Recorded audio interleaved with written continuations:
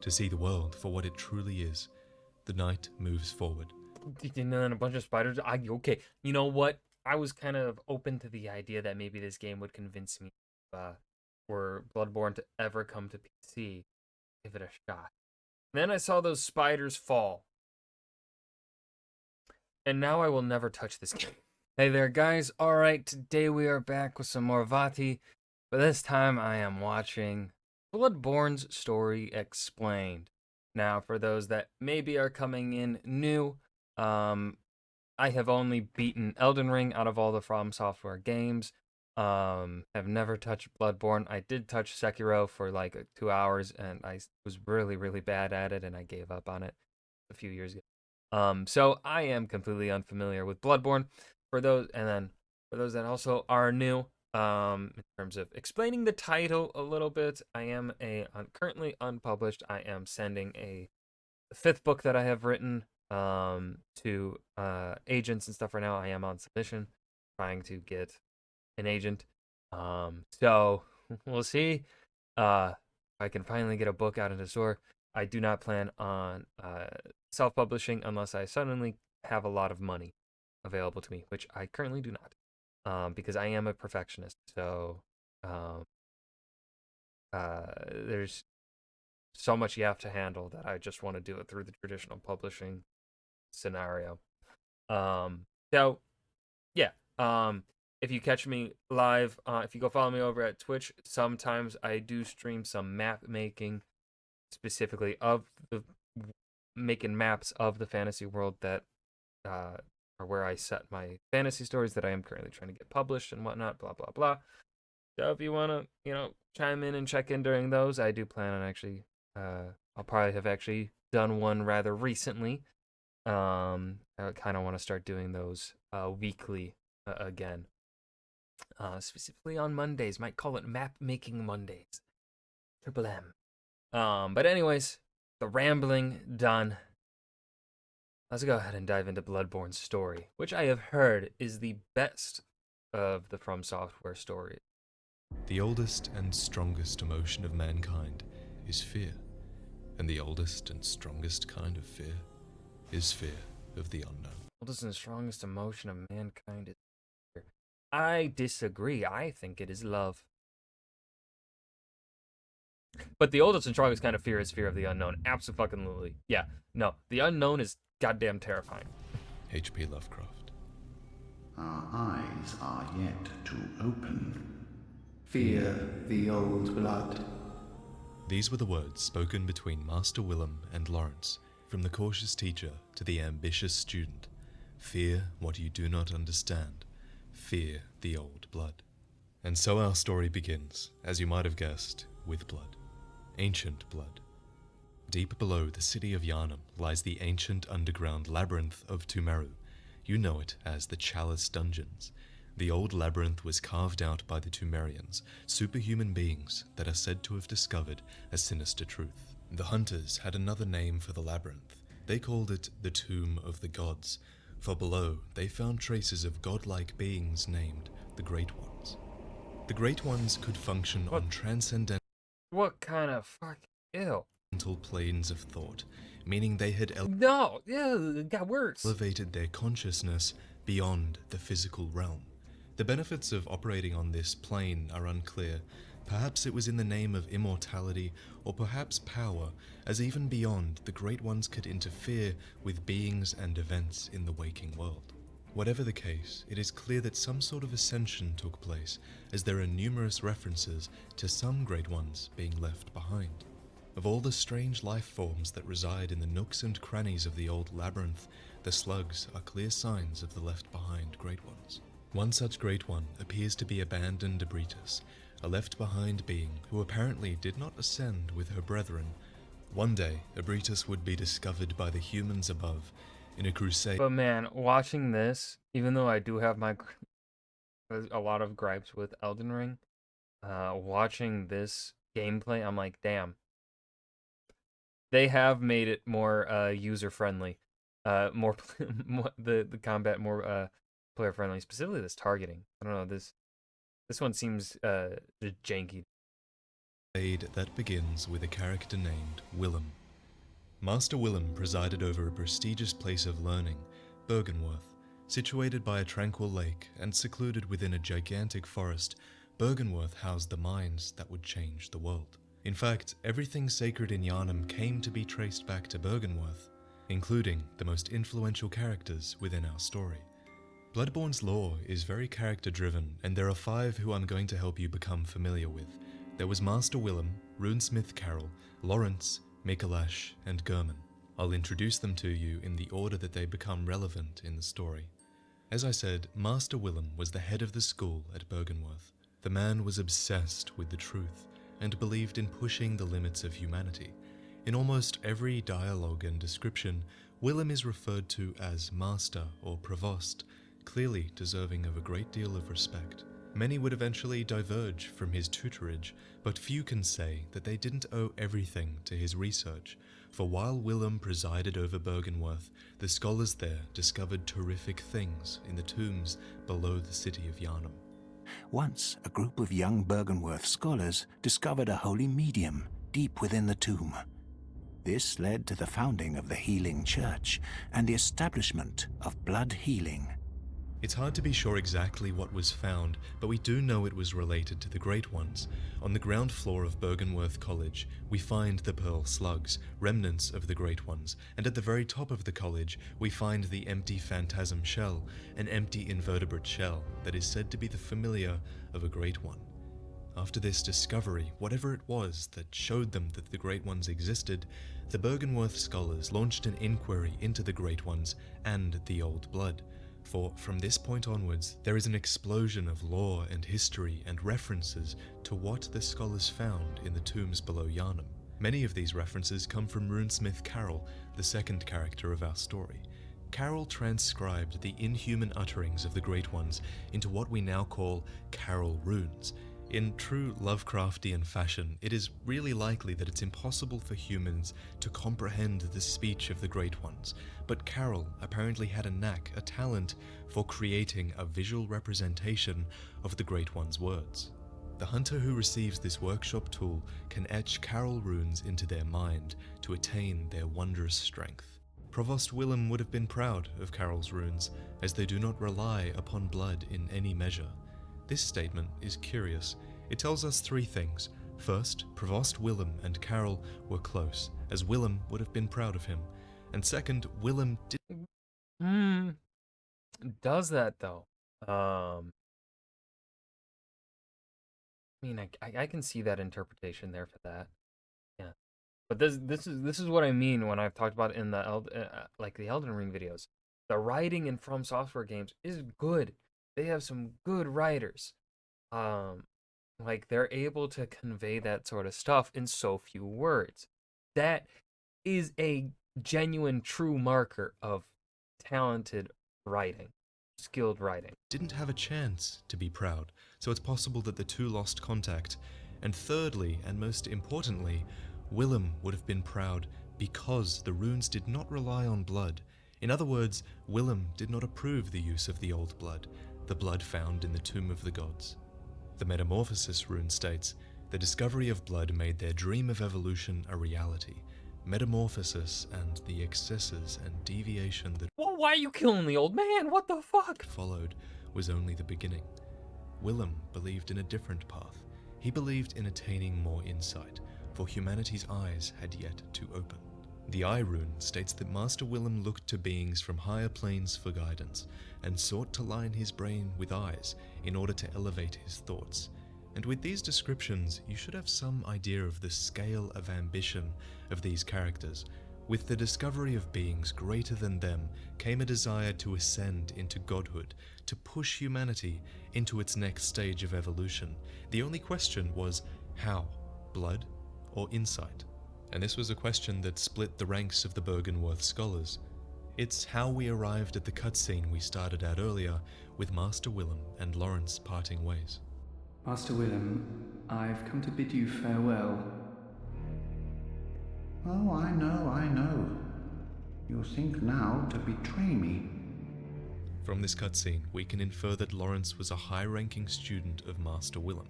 Because firstly, Lawrence refers to Willam as master, and secondly, Willam clearly regards Lawrence highly enough to call this departure a betrayal.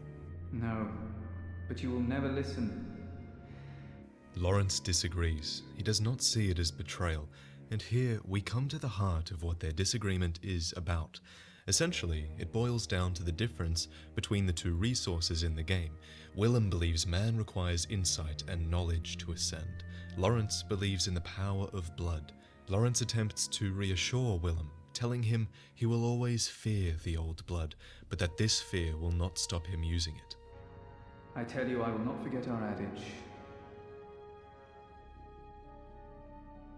We are born of the blood, made men by the blood, undone by the blood. Our eyes are yet to open. Fear the old blood.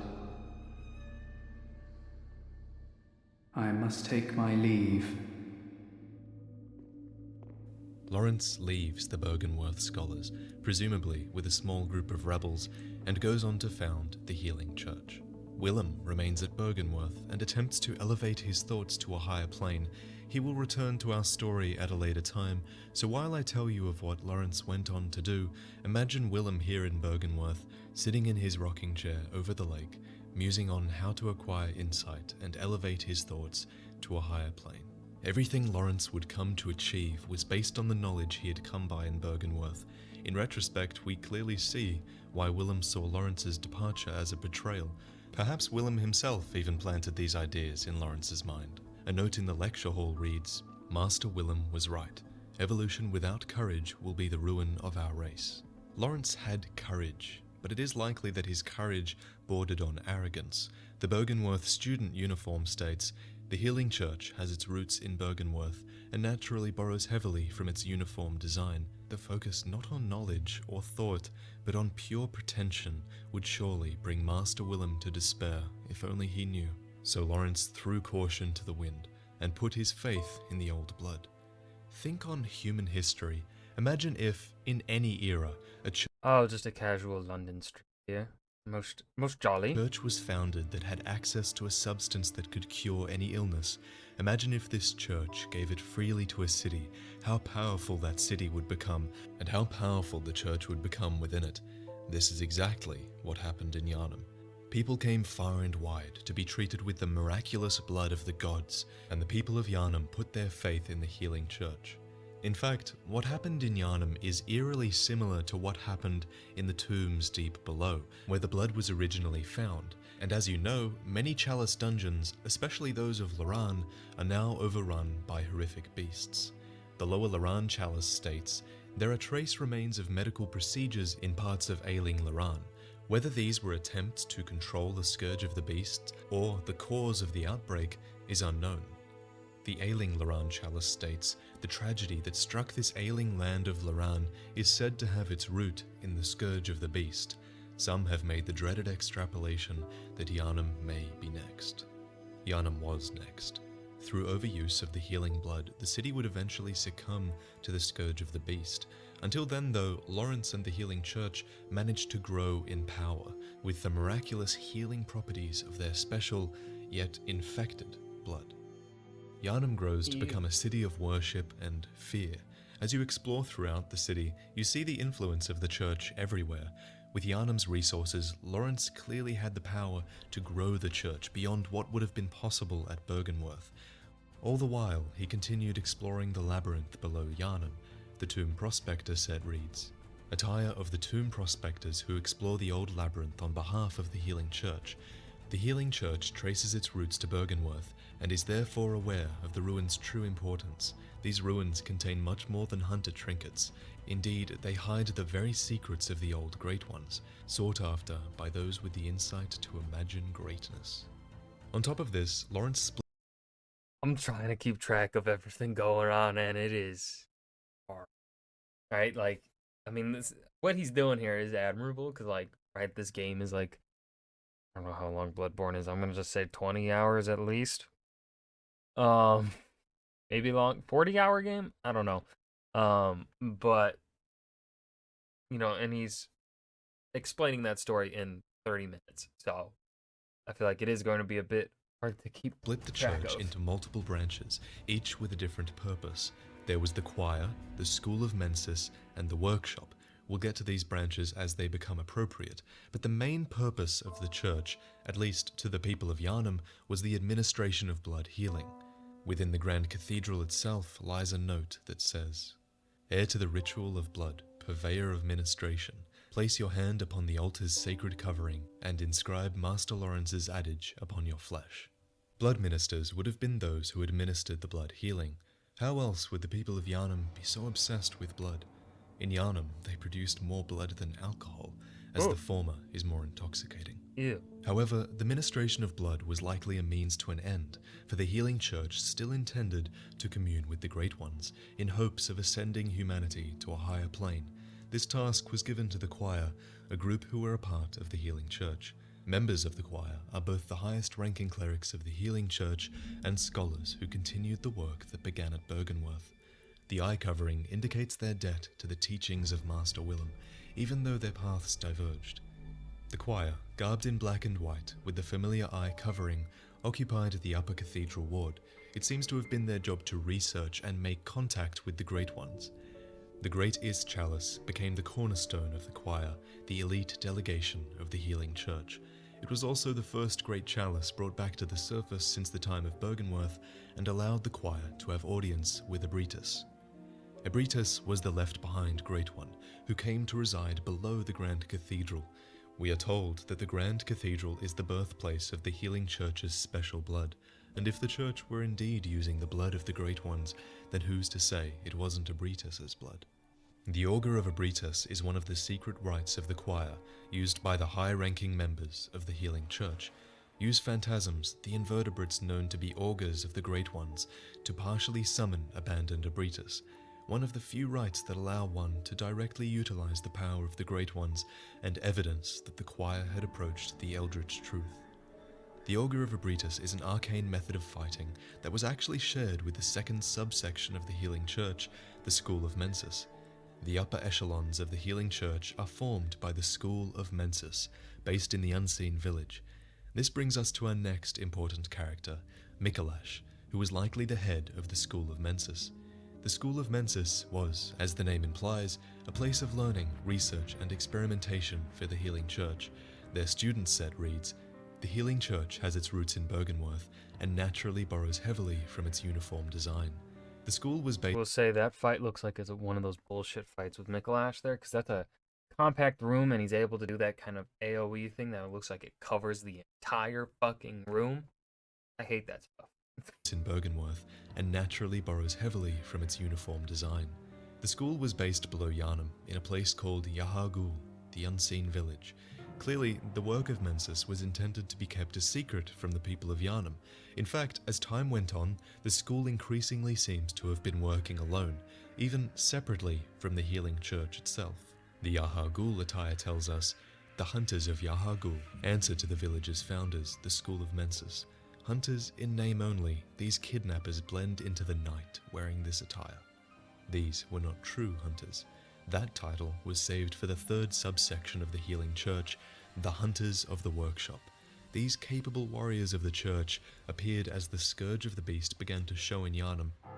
The workshop hunters served under Gurman, the first hunter, who you're all familiar with. The hunter attire reads, one of the standard articles of hunter attire fashioned at the workshop, a fine piece of hunter attire that provides stable defense to anyone facing Yharnam's beastly threat, allows one to stalk beasts unannounced by cover of night. It's possible the unannounced part of that sentence is to do with killing beasts without them noticing you, but it could also be because the workshop was a secret institution. The original workshop is located in a very hard to find part of Cathedral Ward, and think about it, you don't want the townsfolk believing that the blood is turning them into beasts. When that information is floating around, you want to avoid panic at all costs. Yeah. So the hunters hunted beasts under the cover of night, but the hunters and the beastly scourge couldn't stay a secret forever. In what would come to be called Old Yharnam, a new disease appeared. It was called Ashen Blood. I call it a disease, but the small medicinal tablets used to treat it actually counteract poison. a tablet used to treat ashen blood, the baffling sickness that ravaged Old Yharnam long ago. These tablets only provide short-term relief. The ashen blood ailment eventually triggered the spread of the beastly scourge. Think about that. We know that the old blood heals every illness. We know that the old blood causes the beastly scourge, and we now know that the ashen blood caused the beastly scourge to spread. In short, it seems like people were infected with the ashen blood, and the medicine that they had only provided short-term relief, and they were forced to imbibe the old blood instead. It's even possible that the healing church used this ashen blood to gain power, swooping in with this miracle cure and liberating the people from the ashen blood disease. Since ashen blood seems poisonous in nature, perhaps the church even poisoned the populace just for that excuse to use the old blood, because that excuse to get the populace to believe in you, that would have been so powerful. But whatever the case, the beastly scourge was triggered overwhelmingly in Old Yharnam, we know that much, to the point where they actually had to burn it down and cordon off Old Yharnam from the rest of the city. The red moon hangs low, and beasts rule the streets. Are we left no other choice than to burn it all to cinders? With this, the hunt became known to all. Perhaps the church feared an uprising from the people of Yharnam, for a note in central Yharnam reads, "When the hunt began, the healing church left us, blocking the great bridge to Cathedral Ward as Old Yharnam burned to the ground that moonlit night." As a result, Gurman's workshop was sealed and closed. With the I wish they had those kind of notes scattered around in Elden Ring instead of just attached to the item. That'd be so cool. That'd be so cool. I like finding little journals and notes in my video game. Love that shit in Elder Scrolls. I love that shit in God of War. I love that shit in Ghost of Tsushima. I love that shit in Red Dead 2. Give me notes to find. Don't give me just things. Give me notes. I will. Honestly, I'm the kind of person that would actually is more likely to explore places if I can find like lore text instead of just an item. Which, of course, yes, in Elden Ring, they do have them attached, where there's a bit of lore attached to the item. But, like, it's just like a couple sentences. I want more. scourge of the beast known to all, perhaps there was no need for secrecy anymore. The Saw Hunter badge comes to read. Badge crafted long ago. Like, I want... Like, that's a... Like, I want more than this. This is not enough for me. Not enough for me. Go at the workshop attests to one's prowess as a hunter of beasts. The workshop is gone, and no group recognizes this meaningless badge. At this point, the church retreats. You didn't say the whole thing, though. Except the messengers in the bath who understand it's funded. That's good. Like, still, I want, like, maybe, like, have scatter notes, multiple notes in the place. But I can get more than this. I just want more. I want to understand more. I want clarity. Of course, yes, I know the Miyazaki's fantasy origins or whatever, where he would read books, fantasy books in English, and then because he spoke Japanese and hadn't quite learned English, like he would miss out on chunks of information because of he didn't speak English. So yeah, like I get that, but also still, as a consumer, I want more. No group recognizes this meaningless badge. At this point, the church retreats. Games. They block themselves off in Upper Cathedral Ward and come up with a new strategy for dealing with the scourge of the beasts that is spreading throughout Yharnam. Eventually, the workshop hunters would disband, and the church founded the Church Hunter Workshop in its place. Ludwig was the chief hunter of the Healing Church, which consisted of hunters garbed in black and white. The Black Church Hunter attire reads, "Most Healing Church hunters are elementary doctors who understand the importance of early prevention of the scourge, achieved by disposing of victims, even potential victims, before signs of sickness manifest themselves. Their black attire is synonymous with fear and that peculiar Yharnam madness. The Black Church Hunters..." Yeah, that's good lore. I like that text there that you can find on that. That's good. That's good information right there. Was clear. Remove any sign of the scourge of the beast, even if it hasn't manifested itself yet. The fear that it inspired in the citizens shows. Most in Upper Cathedral Ward are deathly afraid of the church. The white church hunters' jobs were a bit different. These doctors are superiors to the black preventative hunters and specialists in experimentally backed blood ministration and the scourge of the beast. They believe that medicine is not a means of treatment, but rather a method of research, and that some knowledge can only be attained by exposing oneself to sickness. Their experimentation might explain the monstrously large church giants who would have been particularly useful in the fight against the beasts. Ludwig's greatsword exhibits several departures from the workshop's design, suggesting that the church anticipated much larger, inhuman beasts. On top of this, Ludwig took a much more I do love what I'm noticing here in Bloodborne, in the video here, that I think From Software should do in more of their is the kind of dual utility of the weapons, where this weapon looks like it goes from dexterity to bigger and just bonk. I think that's really fucking cool, and I think they should do that more often. That's just neat. That's just something you don't really see in video games. And then they did it like once, so like they should bring that back. Approach to beast hunting. Nightly, he would embark upon Central Yharnam across the Great Bridge to fight back against the beasts. But he was not alone. The population of Central Yharnam joined the hunt as well, swelling the ranks of the hunters. Ludwig, the first hunter of the Healing Church, once recruited Yharnamites to serve as hunters. This hunter's attire was made for new recruits and has excellent straightforward defense, but not nearly enough to allow an ordinary man to stand any real chance against the beasts. It sounds like a very clever move, as it probably stopped the populace blaming the church and likely formed more of a us versus them mentality. Meanwhile, in Byrgenwerth, Master Willam had an epiphany. We are thinking on the basest of planes. What we need are more eyes. Willam took this very literally. The remaining students of Byrgenwerth appear to have been transformed into multi-eyed, fly-like creatures, and more importantly, Willam himself found an umbilical cord of a Great One, which was a very significant and powerful artifact. Provost Willam sought the cord in order to elevate his being and thoughts to those of a Great One by lining his brain with eyes, the only choice he knew if man were ever to match their greatness. Used to gain insight, and, so they say, eyes on the inside, although no one remembers what that truly entails. It's difficult to know exactly how Willam came across or created an umbilical cord, so we'll have to go into that in another video. Just know that he has one for now.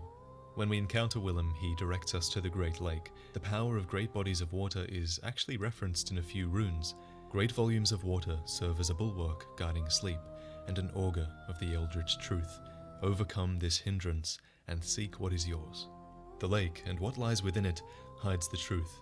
Rom, the Byrgenwerth spider, lies within, and there's a lot we don't know about her, but I'll tell you what we do know. The Byrgenwerth spider hides all manner of rituals and keeps our lost master from us, a terrible shame. The spider is certain to reveal nothing, for true enlightenment need not be shared.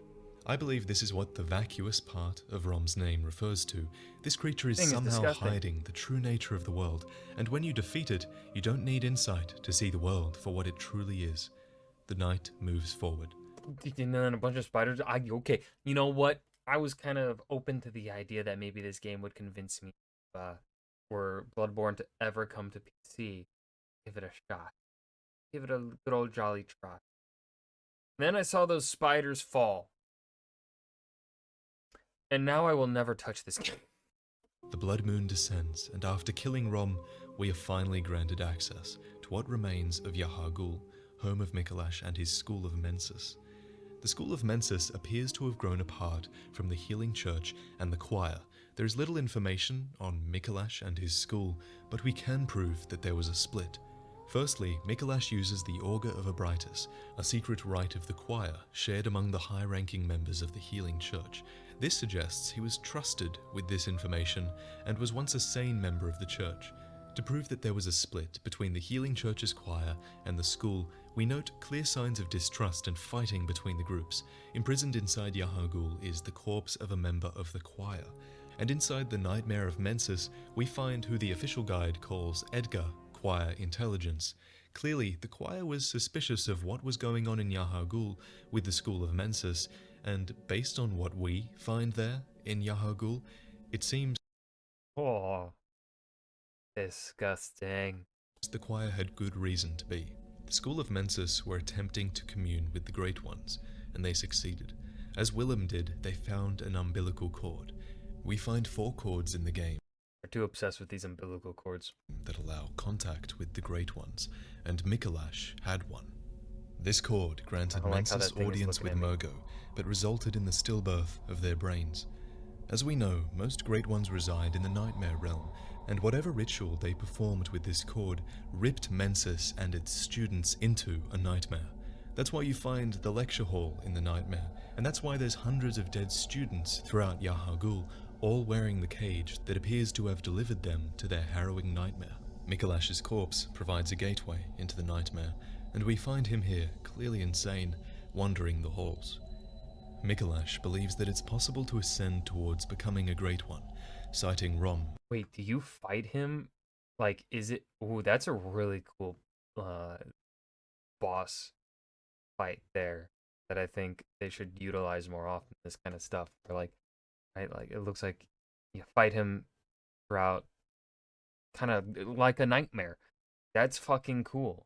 That's really fucking cool. They should do more of this instead of just their basic, arena fight, right? Like this is cool design. As his example. I Rom, love however, that. is not fully developed. Rather, she has the blood of their kin. And let's just go back to Rom for a second. When you defeat Rom, Queenyanam appears. She's a Tumerian Smash. woman who has clearly suffered a childbirth gone horribly wrong. She is Never mind, she might be a little bit traumatized. She may not. She's definitely quite a lot traumatized. linked to the nightmare of Mensis, to the ritual that Rom was hiding, and she appears in this nightmare, looking up towards Murgo's loft, where Murgo and his wet nurse reside. Queenyanam hails from the Tumerian civilization that was in power long ago, and she was blessed with a child of the Great Ones. From the way she appears outside Murgo's loft, it is clear that her consciousness, her spirit, was pulled into this nightmare as well.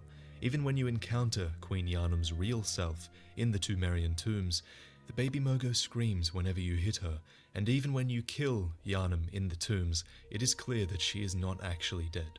That's But her fucked horrific consciousness is only asleep, and it stirs in unsettling motions. Her consciousness seems to be showing up here in the nightmare, completely separate from her physical form. The same thing is happening with you, with Mikolash, with the Great Ones in the nightmare with you. You all exist in this nightmare that Mensis created. So your next question is, which Great One impregnated Yanam with Murgo all those years ago? I believe it is formless Erden. The Great One Erden, lacking form, exists only in voice. To cite the fastest evidence to present, there's nothing in the cradle after you defeat Murgo, and Murgo himself, the child, has no form. Also, his cries are heard throughout your adventure. He exists everywhere. Additionally, Murgo's wet nurse has no form under those robes. And also, the women that are impregnated when this blood moon descends are all related to Erden. But we'll get to that in another video. When you defeat Murgo's wet nurse, you get a message unlike any other that you've received thus far. Instead of prey slaughtered, you get nightmare slain.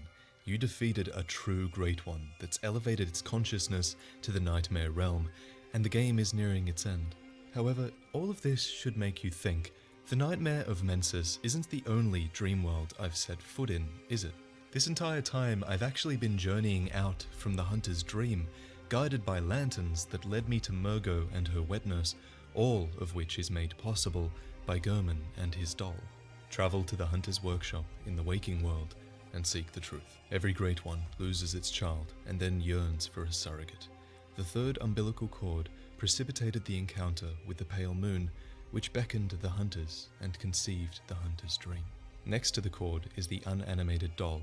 Take a hairpin from this real doll and then pass it along to the doll in the dream.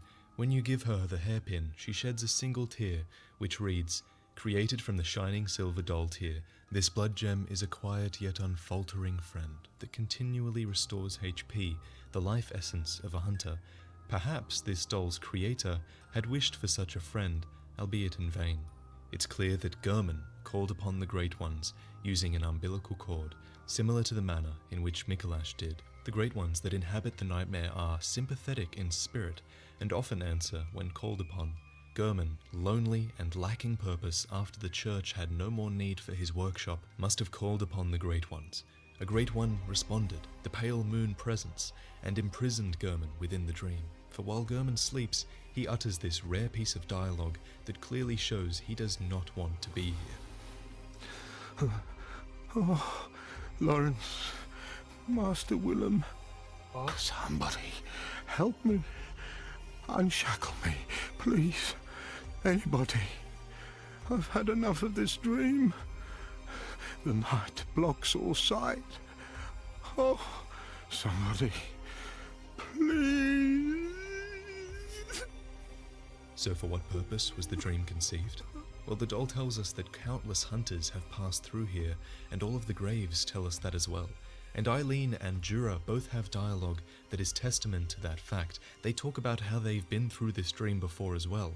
So why are hunters being sent through this dream, unable to pass away, just forced to go out into the world and kill beasts? It becomes clearer when you kill Murgo's wet nurse. You return to the hunter's workshop burning down, the dream's purpose fulfilled.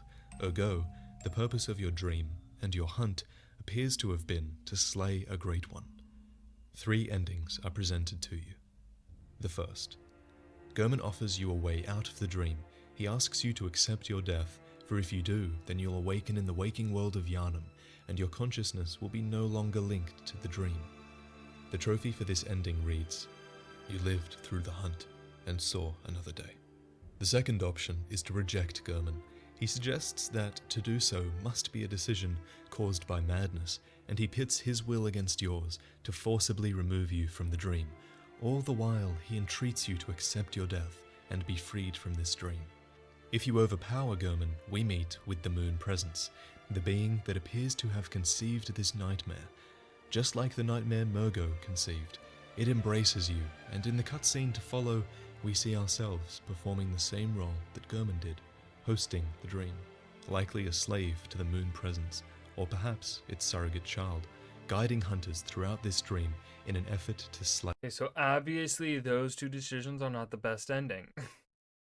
other great ones. That, The trophy that sounds like the worst ending. for this ending reads, "Captivated by the Moon Presence, you pledge to watch over the hunter's dream." There's one key thing you need to remember. The Great Ones are a race, but they're a race Hold on, you haven't given us the 3rd ending, Vati. unlike any other. Each Great One is entirely unique, and they do not necessarily work together. In fact, from the existence of the dream, I'm almost inclined to believe that the Moon Presence is hostile towards other Great Ones. In the 3rd and final ending, you consume 3 umbilical cords and resist the will of the Moon Presence. Ah. You overpower it, and in the cutscene to follow, the doll coddles the being you have become. You have ascended, truly, as Oh. few have before you. The trophy description Wait, that's a good ending? You ascend? And you become a thing? I don't know if I like that one. states, "You became an infant Great One, lifting humanity into its next childhood." So after the end of all this, you probably still have questions. Yeah. What is pale blood? Why does the Moon Presence guide hunters towards killing beasts and Great Ones?